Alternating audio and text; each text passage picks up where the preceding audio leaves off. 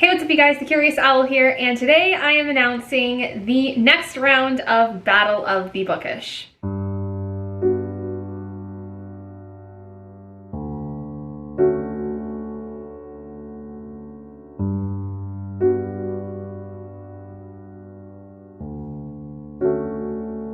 So if you don't know what Battle of the Bookish is, it is a readathon that I host twice a year with my friends Liv and Adri. We host this twice a year in January and then once in June, with about halfway between the big rounds having two smaller rounds called skills training camps. We just had a skills training camp in April, so if you missed out on that, it's totally okay. You don't need to have participated in the skills training camp in order to join in on the big rounds. Without further ado, I'm gonna get into some pretty basic things. For those of you that have been a part of this for a long time and have been a part of multiple rounds, whether the skills training camps or the big rounds, you can go ahead and skip to this time in the video because that is when I'm going to be talking about the prompts.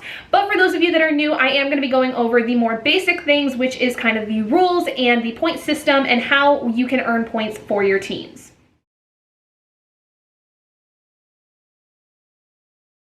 So for those of you that are new, basically when it comes to the readathon, you are a part of a team where you are trying to earn points by reading books and completing books that fulfill certain prompts, or at the very least just earn a set of page points to then go to your team. And the team that ends up having the highest average of points is going to basically win that round, where the prize essentially is to pick the theme for the next round. And then there also is other little goodies here and there over the course of the readathon that we like everyone to participate in if they can and if they choose to. But the very basic idea of how to earn points is by simply reading books. And we do have some kinds of points available for things that either are started just barely at the beginning of the month, or books that are DNFs, or books that were not fully completed by the end of the readathon but had a very large majority of them read. So we'll get into that here right about now. So essentially, in terms of reading books, the page length of your books is what determines the amount of page points. Now, if you don't fulfill a prompt for the book that you have chosen to read, you still earn the page points no matter what. So before we get into the page points itself, let me just make a couple things clear in terms of starting books before the beginning of the month and wrapping up books for points before the end of the month. So basically, if you have a book that you started right before the beginning of the month, as long as you've read less than 25% of the book before the beginning of the readathon, it will count for points. If you've read more than 25% of that book by the time the readathon starts on June 1st, it does not count.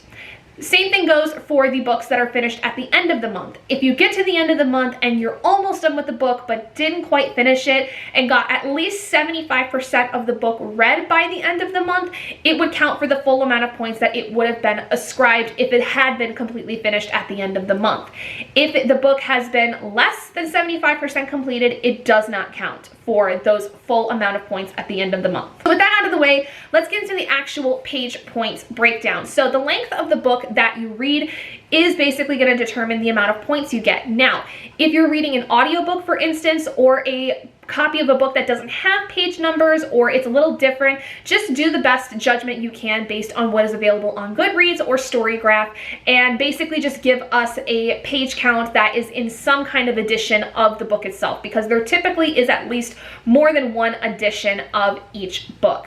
So with that, here is the list of the breakdown. So for books that are DNF'd during the month of June, as long as the book is 25% completed, in the sense where that's when you DNF the book, after 25%, that book itself will earn 5 points for DNFing. It does not, though, count for anything in terms of prompts. You cannot fulfill a prompt with a DNF. So you only get 5 points for DNFing a book. Now, in terms of completed books, if a book is less than 100 pages, for instance, like a graphic novel or short story or a novella or comic, basically that's going to earn you 10 points. Now, if the book is between 100 to 200 pages, it's going to earn you 30 points, which is typical for most graphic novels and other novellas of the kind. And if your book is between 201 to 400 pages, which is typically what you'll see in a lot of young adult or even sometimes middle grade books, those books are going to be about 50 points.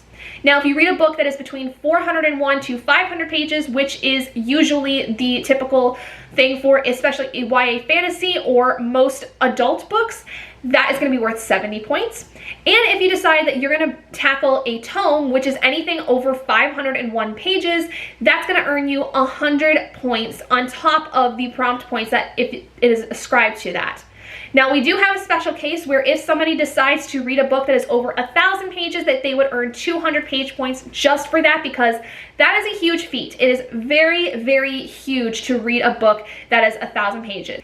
If your book is anywhere between 501 pages to 1,000 pages, though, it is going to be only worth the 100 points for the 501 plus, because it's pretty typical to see a lot of adult fantasy in particular to be in that range. It's not often you see adult fantasy being over 1,000 pages, but if you find one that you want to read that's over 1,000 pages, you're going to definitely get the points for reading more than 1,000 pages in a month, which is crazy. So then there are ways to earn points in terms of the kinds of prompts you fulfill. So each of the teams has their own set of prompts, but everyone in the readathon also is able to use a set of general prompts. These are prompts that we use every single round because they are the easiest kinds of prompts to basically fulfill.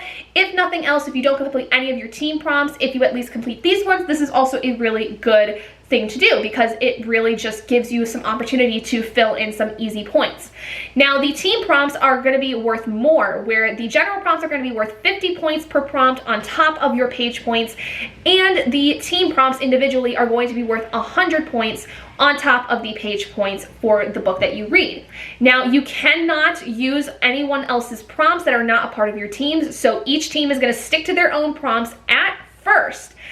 But if you complete all of your team prompts and also decide you want to jump to another team's prompts and complete those ones, you have the ability to do so. You just have to make sure that you complete your team's prompts first before jumping to another ones.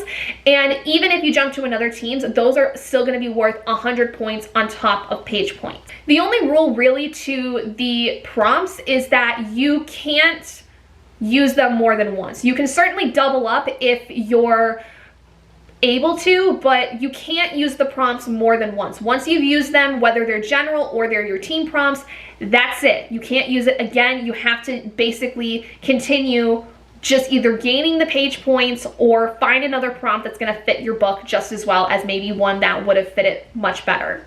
You are allowed to double up, meaning a book can count for 2 prompts at one time, whether it's one of the team prompts and one of the general prompts, or 2 general prompts or 2 team prompts, but please just keep it to 2 prompts at a time per book.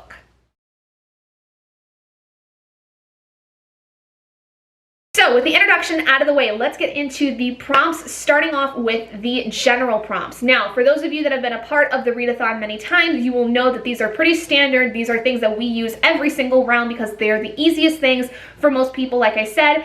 But for those of you that are new, these are basically the prompts we use, like I said, every single big round that we do. And they are to easily read a book. Just read something, get those easy points. Read a book that's a TBR veteran, something that's been on your TBR for a long time. Read a book that is LGBTQ, whether that has LGBTQ characters or its own voices for an LGBTQ person, anything in regards to that. It could also be something that's non-binary, that's trans, anything like that. Next is to read a book with pictures. This can be a comic, a graphic novel, a children's book. Doesn't really matter as long as it has pictures in it somewhere. And the last one is to reread a favorite book. Basically, reread something that is going to make you feel nice and cozy, and if nothing else, is going to maybe convince you to keep going, because sometimes you get partway through the month, you start to lose a little bit of steam, so sometimes I like to reserve this for later in the month so that I can kind of reread something comfy and pick up some steam again. I don't know if I'll do that this time necessarily, but at least that's an option if you choose to do it that way. Now, quickly before my camera dies, let's get into the team prompts. So we have 3 teams. We have Team Incredibles, which is headed by yours truly. We have Monsters Inc. that is being headed by Liv, and we have Team Toy Story, which is being led by Adri. So let's go ahead and start with Team Incredibles prompts. Now we have 5 prompts per team, and the first one for my team is Dash, which is to read a short book, anything that's basically like 200 pages or less. Violet, which is an underrated book, basically something that has very few reviews, or you don't really feel like it's talked about very much on any kind of bookish social media or in any space. Then you have Jack Jack, which is to read a book with a mysterious character, somebody that seems a little off, something that is a little bit, someone that's a little different than everybody else, and the idea is to kind of get to know them better.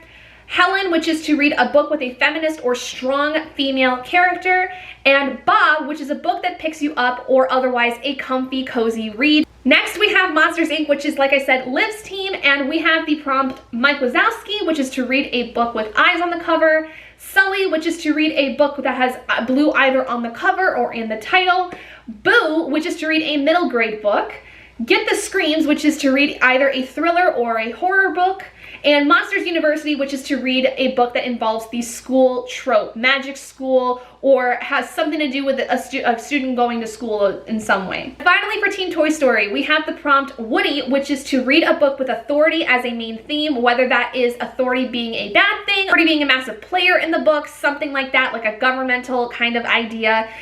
Buzz, which is to read a book where the character is dropped into a new world where a character is basically like a fish out of water, like Buzz is, where essentially they don't know where they are, they don't know how they got there, or essentially they just need to figure out how to get back home. Andy, which is to read a book where there's an overwhelming danger, some kind of force that is coming in that is going to threaten the lives of the people involved. A little bit more abstract, the ideas for this team. Next is The Claw, which is to basically read a book with a gorgeous cover because the aliens are obsessed with the claw. And finally, Mr. Potato Head, which is more of a challenge in sorts because this is basically to pick a randomized book. Randomize your TBR shelf, randomize the amount of books you have, and basically pull one out of a hat or use a number generator of some kind. Just basically pick a random book that is not picked by you. It's randomized by either somebody else or by some kind of randomizer.